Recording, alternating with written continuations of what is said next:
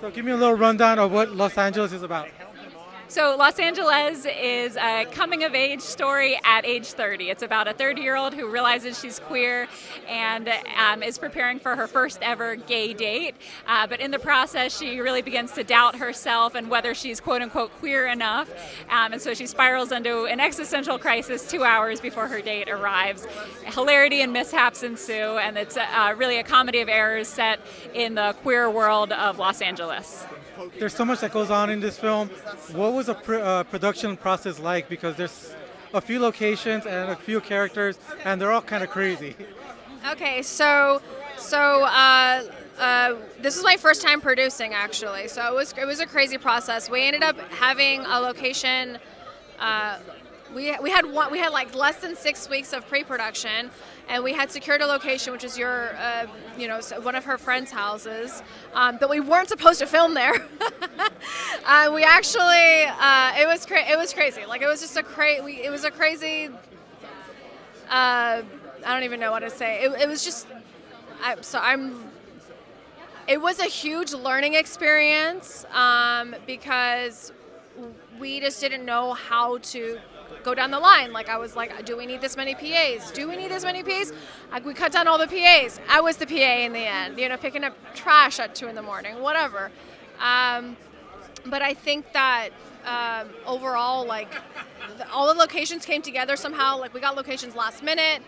And I feel like I'm babbling, so I feel like I can add a little bit more. So the main location, the house, that was a friend's apartment that we got to shoot in, but there was this mishap on one of the days we were supposed to shoot outside, but the neighbors had gotten upset, so at the very last second we had to change the scene to an interior, so I had to rewrite it on the fly. The sun was going down, so it was very spontaneous, very exciting, very adrenaline fueled. And then another scene was supposed to take place on a street corner, but because we didn't have a permit, we got a little spooked because of our experience with the other location, so that's why I called upon one of the actors, Taylor Barrett, to use her actual apartment to set the scene. So very much, very indie filmmaking, seat of our pants, really calling upon our friendships to try to make this happen. After all that, you're still here at the Dances with Films Film Festival. You're going to be, you were screened at the Chinese Theater. How did that feel?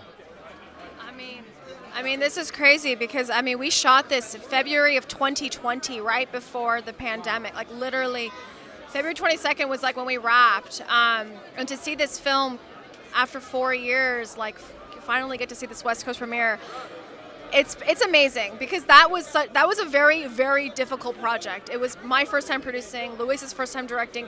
There was so many growing pains, and have this finally happen feels like just a dream come true. Like, I'm really like checking off a life goal, like Dances with Films, life goal met.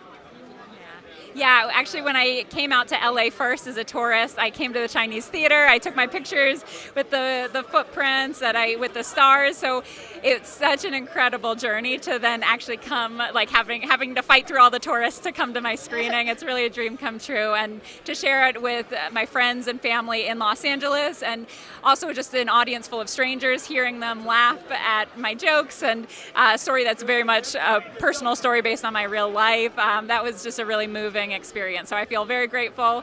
Even though it's a long journey to get here, it feels so wonderful to be at this destination. Well, congratulations. It's an amazing film, hilarious. I was laughing throughout the whole thing. So thank you very much for your time. Yes.